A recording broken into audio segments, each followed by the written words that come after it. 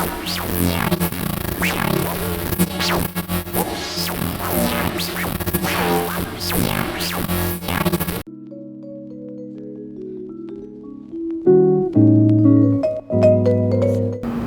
what's up? It's your boy J. Rawls. I'm down in the A, hanging with my man Methuzulah. Yes. Peace. What's going on, brother, man? How you feeling, man? I'm good, man. I'm chilling, good. Yo, we here, man. We're gonna chat a little bit about the industry, see what's going on, man. And you know, massive shout out to the No Airplay show. You know what I'm saying? Massive shout outs. No doubt. No Airplay.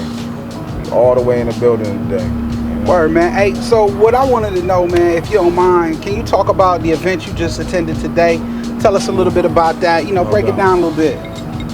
Well, basically, myself and some other cats from the city formed this collective. It's called the Atlanta Hip Hop Involvement Collective. All right. You know what I'm saying? So we like the SWAT team, you know what I mean? Like really coming to show cats what it is, you know. I could say so much right now, man. I know this city so well, you know what I'm saying? Well, I don't. The way the clubs are structured, who owns what, you know, the way the money's being, you know, tossed around and all of that. But basically, not to get into a lot of detail on that, the bad, the positive is that we formed a collective, you know what I'm saying, to do away with all of that. You know what I'm saying? We ain't having that. Yeah. Man, what's really good though, man? I mean, like, I've never been to Ohio, you know what I'm saying? And like being in the A for so long, you know what I mean? And finally meeting a brother from there that really do real music, real hip hop, you know what I'm saying? What's the science? Like, what is it like there? I mean, you know, Ohio is a lot smaller field. We don't have the same big size as the A and that kind of thing. But you know, we have more of a, I guess, where it's a lot of people that do hip hop. And one of the things that's always plagued us is trying to work together. You know, and I don't know if it's like that down here. You get a lot of people where egos get in the way and that type of thing. So at this point, we're trying to unify Ohio. You know, not just Columbus, but Cincinnati, Cleveland, etc. So with my new album, The Hip Hop Effect, I just did a song called We're on Top. And it features 23 different MCs from all over Ohio, Akron, Cleveland, Columbus, Cincinnati, you know what I'm saying? Everywhere, trying to bring a little togetherness. Because, you know, it's kind of like what you were speaking on earlier.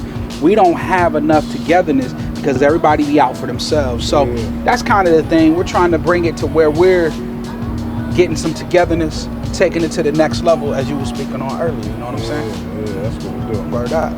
Let me ask you this then: if we talk about that kind of thing, what is the state of hip hop at this time, as far as like not just Atlanta, not just Ohio, but the state of like what we see?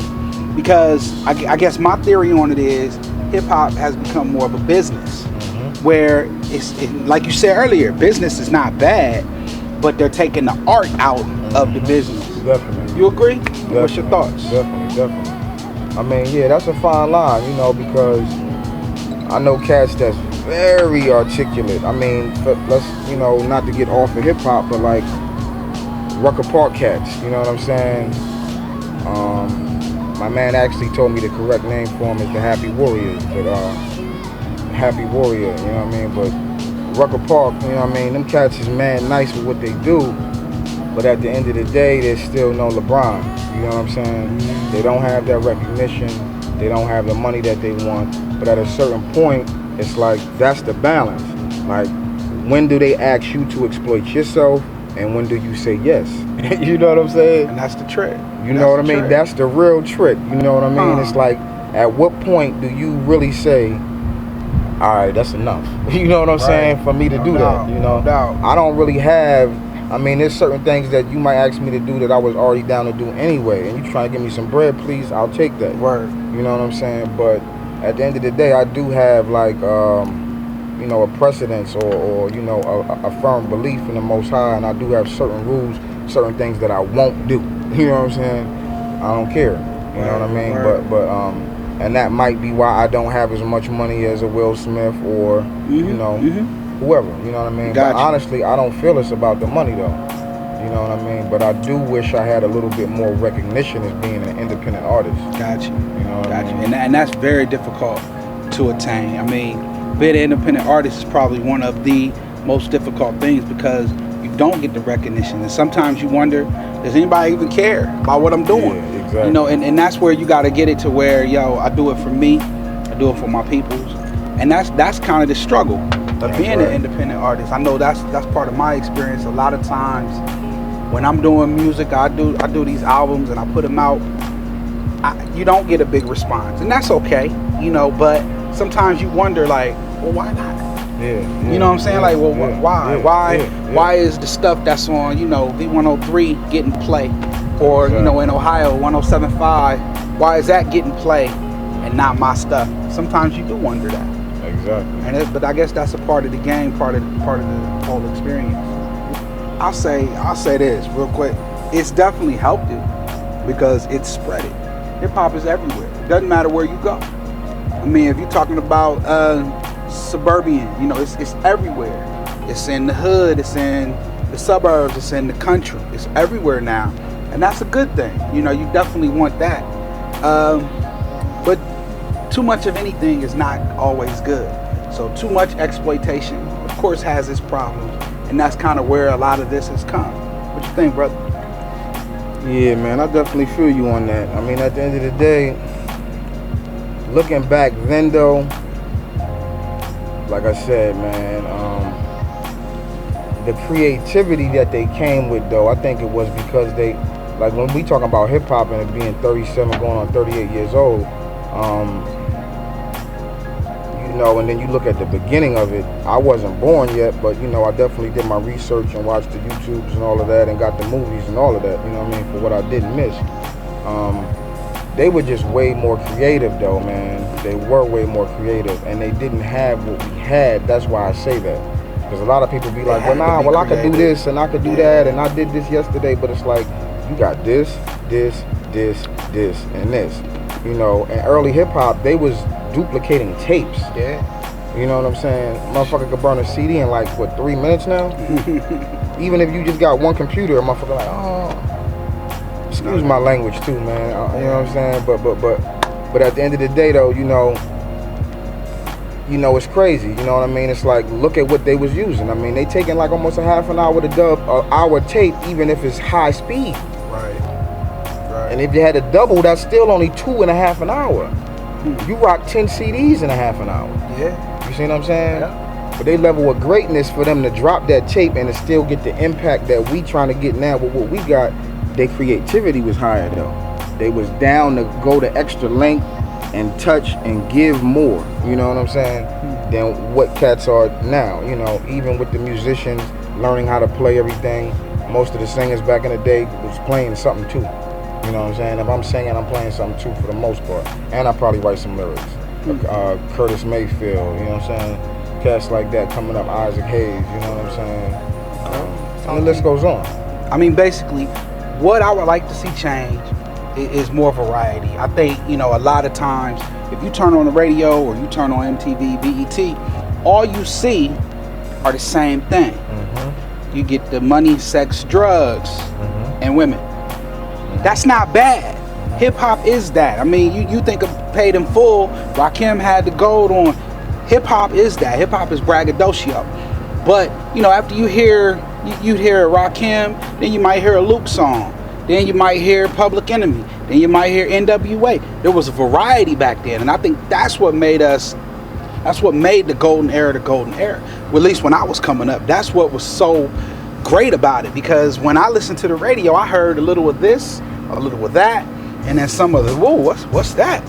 You know, now it's all the same. The whole formula is the same. For the song, for the formula, for everything. So I think the solution to this, to what's going on right now, is for the program directors, the station directors, all these people need to allow more variety. You know, you should have Jay-Z, and then a Talib Kweli, and then a Lil Wayne, and then, you know, a J. Rawls. You should get it all right there on your V103. That's my thoughts. What you think? I mean, at the end of the day, it just, for me, it goes back to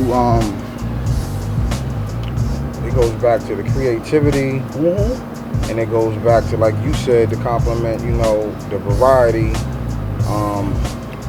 the level of greatness, you know what I mean, the level of excellence. That's what we gotta do, man. Like, at the end of the day, we gotta pull ourselves to a higher level of consciousness to be able to, like, real quick on some metaphysical, just dealing with the body. Like, music is vibration, you know what I'm saying? So, as an artist, you know, if we learn, like, I don't play music yet, you know what I'm saying? I'm an MC, but I do study, so learning about the chakras and things of that nature. You know, certain key, when you're dealing with key assignment and note, you know, affect the body in a certain manner, you feel me? So we need to be knowing what we doing, you see what I'm saying? You could be making music that make down here, so you always want to try to fuck something. You know what I'm saying? You out there sneaking around and doing something like that. As far as my career right now, you know what I'm saying, I just want to honestly do what I said everybody needs to do and open up more, you know what I'm saying, in the correct manner to produce excellence and greatness, you know what I'm saying? And I do feel like I've tapped into it before. It's just like Neo the first time, you know what I'm saying? He ain't know, he was like, oh, you know, but you gotta really tap in on it, you know, and have it the way, either way it go, I got you, son. You ain't going nowhere, I got you. And ride that on out, you know what I'm saying? Basically doing a little bit more touring, seeing different places, and really rocking the spot. When I go out, showing the fundamentals of the culture, you don't even know some things. You know, you go to Italy or something, it's like, yo, I never been to Italy. If I go to Italy, I'm going over there, I'm showing y'all something. It's like, you know, for sure. But definitely they're gonna show me something. You know what I'm saying? So I want to experience more of that. You know what I'm saying? I think for me, man, I want my music to be part of my legacy as far as education. You know, right now I'm working on my educational doctorate. So a lot of thank you. A lot of the things that I'm doing, I'm gearing toward part music and education, but not music education, like using music to help influence education and help influence our young people. You know, I've been teaching for about 10 years now, and our youth, we're missing the mark, and education is not working right now. So I think I want to see my music help toward that education. You know, when I was growing up, Public Enemy, you know, talking about Malcolm X, it made me want to know who that was. That's right. You don't get that in school. In school, they're not going to say, hey, Malcolm X, do a report. That's right. You don't get that. And the kids now growing up don't have that. They don't have anybody that they're listening to on the radio that says a name like Nat Turner or Malcolm X or Marcus Garvey, like, to even make them say, who is that? Let me go find out. That's right. And that's what I'm talking about. I'm talking about using music to spark interest, to get the youth back reinvigorated. So that's what I'd like to see happen. You know what I'm saying? I mean, basically, you know, to the youth, as far as y'all doing music, you know what I mean? It's like you really gotta just pay attention to what you're doing. You know, music is just like, because it's something that you can't see, but you can hear it. You know, music literally,